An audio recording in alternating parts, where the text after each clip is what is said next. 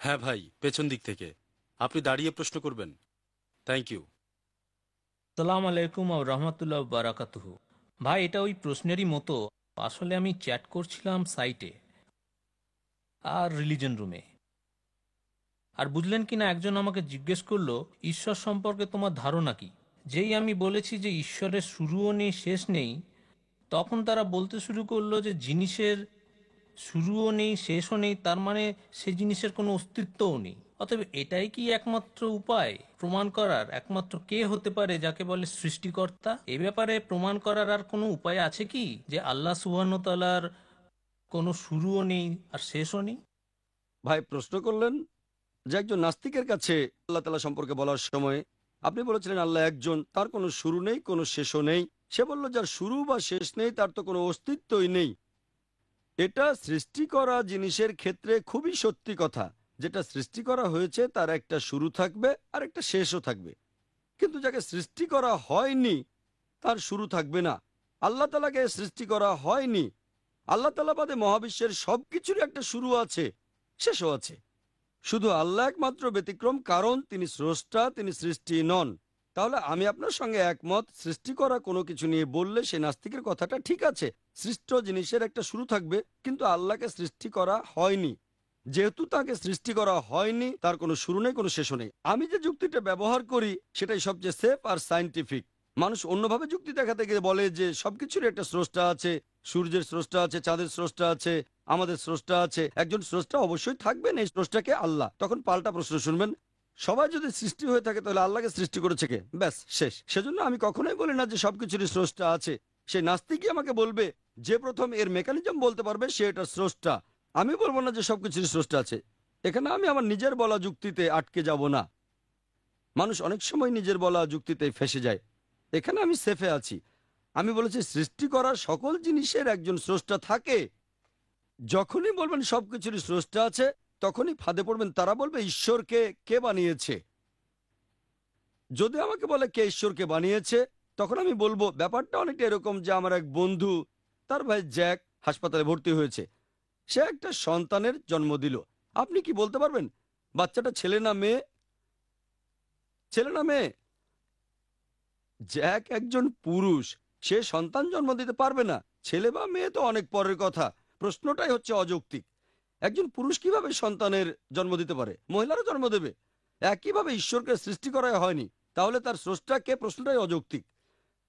কারণ ঈশ্বরের একটা সংজ্ঞাই হচ্ছে তাকে সৃষ্টি করা হয়নি। সত্যিকারের ঈশ্বর, অন্য ধর্মের অনেক দেবদেবী সৃষ্টি হয়েছেন, জন্ম নিয়েছেন, মারাও গেছেন। সেই সব দেবদেবীর শুরু আছে, শেষও আছে।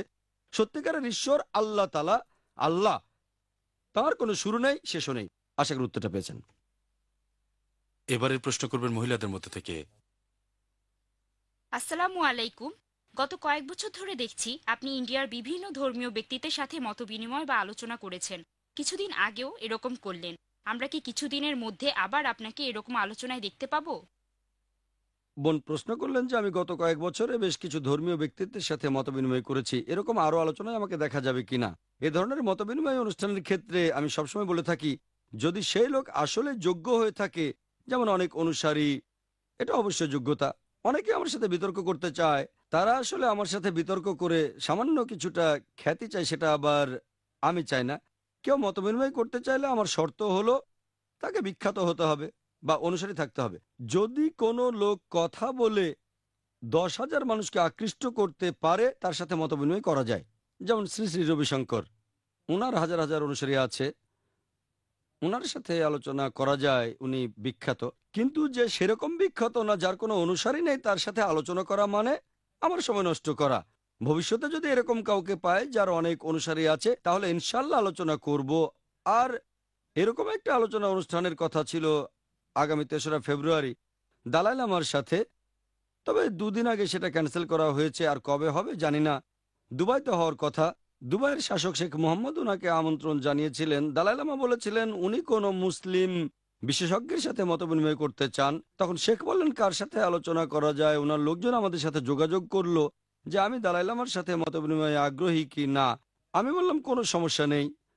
3-4 দিন আগে এই সব ঠিক করা হয়েছিল। তারপরে জানানো হলো ওনার জন্য এখন দুবাইতে আসা একটু সমস্যা, তাই ক্যান্সেল করা হয়েছে। আমরা এখন অপেক্ষা করছি কবে তারা আবার আমাদের সঙ্গে সে ব্যাপারে যোগাযোগ করেন। দালাই লামার অনেক অনুসারী আছে, ওনার সাথে আলোচনা করা যায়, উনি বৌদ্ধদের প্রধান। ইনশাল্লাহ যদি আল্লাহ চান ওনার সাথে আলোচনা করব আমি। এছাড়াও অনেক অনুসারী আছে, এমন কারোর সাথে মতবিনিময় করা যায়, আমিও খুশি হব। এতে আমরা মানুষকে আরো সত্যের কাছে আনতে পারবো। আশা করি উত্তরটা পেয়েছেন। এবার প্রশ্নোত্তর পর্বের শেষ রাউন্ড ইনশাল্লাহ। হ্যাঁ ভাই। জাকির ভাই, সবসময় কেন এরকম হয় যে আপনি যাদের সাথে মত বিনিময় করছেন তারা আলোচনার মূল টপিক থেকে সরে যাচ্ছেন? যেমন ডক্টর ক্যাম্পবেল, ওনার সাথে আলোচনার টপিক ছিল ইসলাম, খ্রিস্টান ধর্ম আর আধুনিক বিজ্ঞান, কিন্তু উনি শুধু ইসলামের বিরুদ্ধে বলেছেন। পরে আপনি বাইবেল নিয়ে বললে উনি উত্তর দিয়েছিলেন। অনুষ্ঠানের আয়োজকরা কেন টপিকের ভেতর থাকতে বলেন না? আহমেদ দিদাদের ক্ষেত্রেও এরকম ঘটনা ঘটেছে। এরকম পরিস্থিতিতে আয়োজকরা কেন উদ্যোগ নেন না? কেন? এতে তো হিন্দুরা উপকৃত হয়। ভাই প্রশ্ন করলেন বক্তারা কেন মূল টপিক থেকে সরে যান, আয়োজকরা কেন এই ব্যাপারে কিছু বলেন না। দেখেন ভাই, আয়োজকরা অনুরোধ করতে পারে যে টপিকের ভেতরেই থাকেন আপনারা। যদি সরে যান তারা একটা নির্দিষ্ট সময় পাচ্ছেন, তারা ভাবছেন টপিকের উপরে কথা বলছেন। এখন বিচার করবে দর্শকরা। কেউ যদি টপিক থেকে সরে যায়, মনে করেন কেউ পরীক্ষা দিচ্ছে, ভুল উত্তর লিখলে বেশি হলে ফেল করাতে পারেন। শিক্ষক বলতে পারবে না ভুল লিখেছো কেন, কেন লিখেছো এটা বলা যাবে না, তবে ফেল করাতে পারেন। এখানে বিচার করবে দর্শকরা। এটা তো কোনো বক্সিং ম্যাচ না, দর্শকরা বিচার করবেন। তাহলে আমাদের বুঝতে হবে আলোচনার টপিক মাসখানেক আগে ঠিক করা হয়েছে, তারা রাজি হয়েছেন, এখন টপিকের উপরে কথা বলা উচিত, কিন্তু তারা টপিক থেকে সরে যান। একই ব্যাপার ডক্টর ক্যাম্বেলের কথা যদি বলতে হয়, এমন না যে উনি টপিকের বাইরে বলেছেন। আলোচনার টপিকের কথা যদি বলতে হয়, উনি টপিকের ভেতরে ছিলেন, তবে সেটা টপিকের মাত্র একটা অংশ। টপিক ছিল আধুনিক বিজ্ঞানের আলোকে কোরআন ও বাইবেল। উনি প্রথম থেকে কোরআনকে আক্রমণ করে গেছেন। তিনি পুরোপুরি রেডি ছিলেন। প্রথমে উনি বলেছেন, পরে আমি। উনি রেডি ছিলেন আর নিশ্চিত ছিলেন কেউ এগুলোর উত্তর দিতে পারবে না। 8 বছরে কেউ তার বইয়ের উত্তর দেয়নি। এই বাচ্চা ছেলে আবার কি উত্তর দেবে? আমার একটা ঘটনা মনে পড়ে গেল। সৌদি আরবের একজন ডাক্তার বলেছিলেন যে আমি কোনো ডিবেটের ভিডিও আধ ঘন্টার বেশি দেখতে পারি না। শেখ দিদাতের অনেকগুলো ক্যাসেট দেখেছি, সব আধ ঘন্টা করে। এভাবে পুরোটা দেখতে 4 দিন লাগবে, একবারে আধ ঘন্টার বেশি দেখতে পারি না। কিন্তু একদিন এক বন্ধুর বাসায় গিয়েছিলাম, সেখানে ডক্টর উইলিয়াম ক্যাম্বেলের সাথে আপনার ডিবেটটা দেখলাম। উনিও একজন মেডিকেল ডক্টর, একেবারে শুরু থেকে। প্রথমে ডক্টর ক্যাম্বেলের আক্রমণ দেখে উনি ভয় পেয়ে গিয়েছিলেন। উনি নিজেও ডাক্তার, তারপর ডক্টর ক্যাম্বেলের অভিযোগের উত্তর তার কাছে নেই। বিশ্বাস করেন, বেশিরভাগই ডাক্তারই মনে করবে উইলিয়াম ক্যাম্বেল যা বলছেন সেগুলো হয়তো সঠিক, কুতর্ক।